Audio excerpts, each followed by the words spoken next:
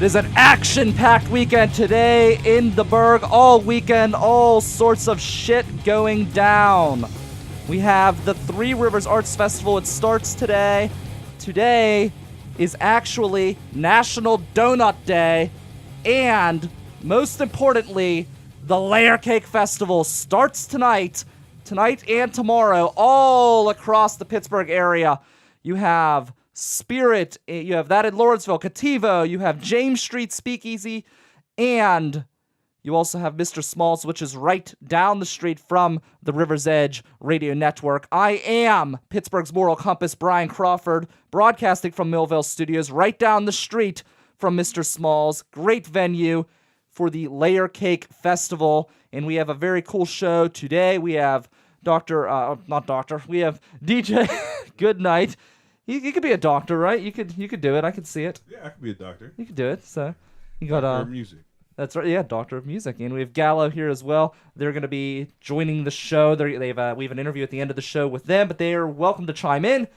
James Kerwin, our producer, he will be producing. He's our intern. He will be producing the interview at the end of the show. Tyler is away, and we have Mr. Mike McMullen as always for your political update on Monday. The song we opened with today on today's show was Relate from the Me Too's. You can hear them at Layer Cake as well. All of the music we will be playing today are bands that you can hear at the Layer Cake Festival.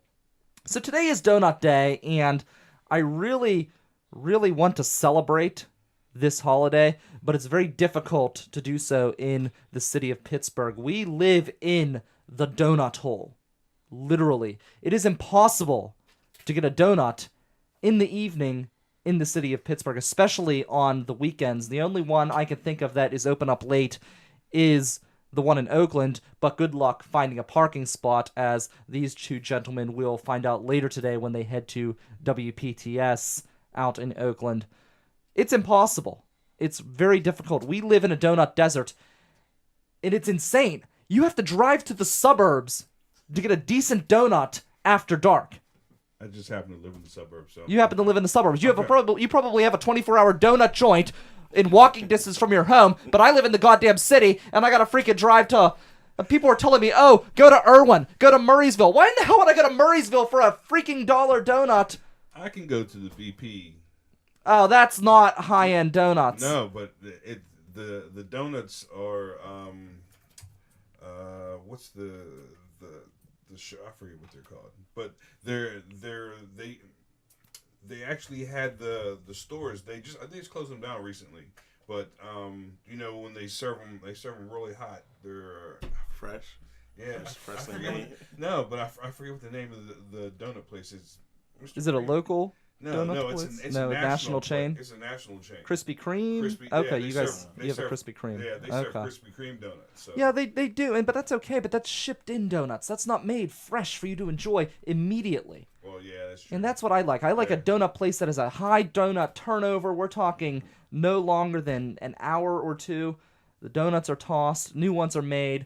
Fresh, soft. Where can you find them locally, though? Peace, Love, and Little Donuts. I know they have really good donuts. They are down in the Strip District. They finally expanded their hours. I could never go there. They always opened up at 9 in the morning. Well, people are at work. People are in bed if they work overnight, like me.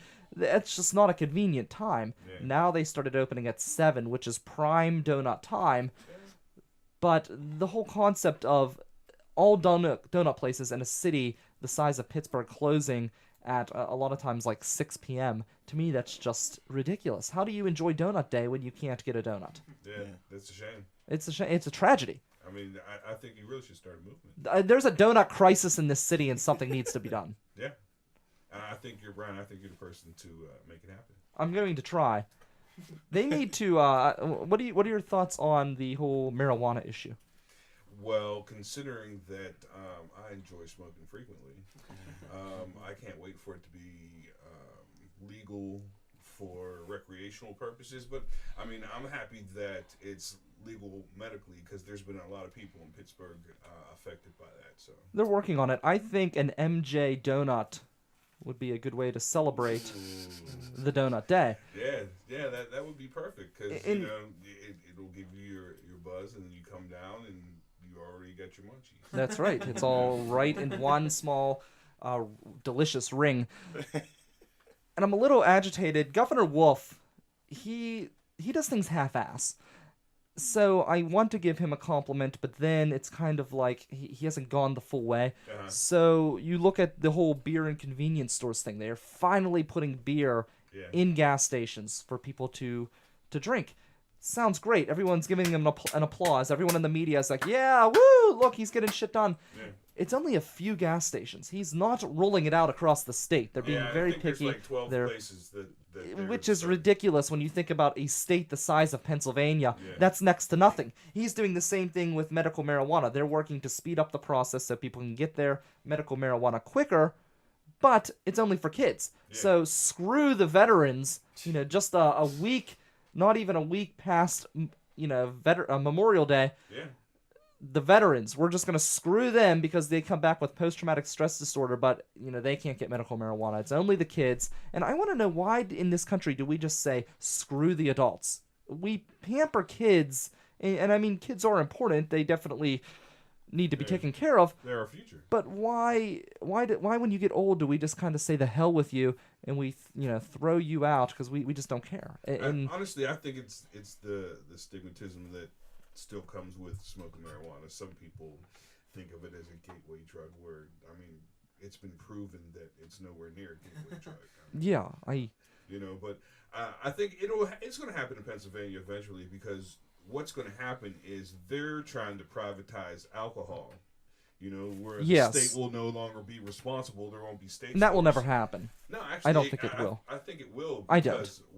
But the reason I'm thinking it's going to happen is because they're going to legalize recreational marijuana to make up that loophole of money that the state will lose from controlling liquor board. But it doesn't really have anything to do with money at all. So? No, it has to do with unions. Because in this state, the liquor workers, they're all part of a union. Yeah. That union funnels money to the Democratic Party. So the Democrats, it's weird. In this state, everyone always thinks that, the Republicans are the backwards group. But in this state, it's often the Democrats they're the ones who have been standing in the way of liquor reform for all of these years because they get union money. Yeah. And under Governor Wolf, you had a Republican governor, a Republican House, a Republican Senate, and a Republican Supreme Court who's not going to overturn the law, and they still couldn't get it done. Yeah. So now you've got a Republican governor until the governor changes, and I do think he's only going to be a one-term governor. Really? These budgetary battles are ridiculous, and he's been quoted as saying things like, some schools will close and never reopen, but I'm standing on principle. Yeah, screw your principles. Yeah, he sounds like he's talking about Pittsburgh, because that happens a lot here. We did. He was in Pittsburgh when he was was talking about that. But I think he's going to be a one-term governor. Just we'll see. We have Jeremy K. Wood. The song is called Check Engine. His band will also be performing at the Layer Cake Festival. And I did see on Facebook that Spencer Allen Patrick will be there as well, performing with Jeremy K. Wood in his band, The Way of Life. So we got Jeremy next, that song, and then we're going to bring in Mike McMullen with your political update here on The River's Edge.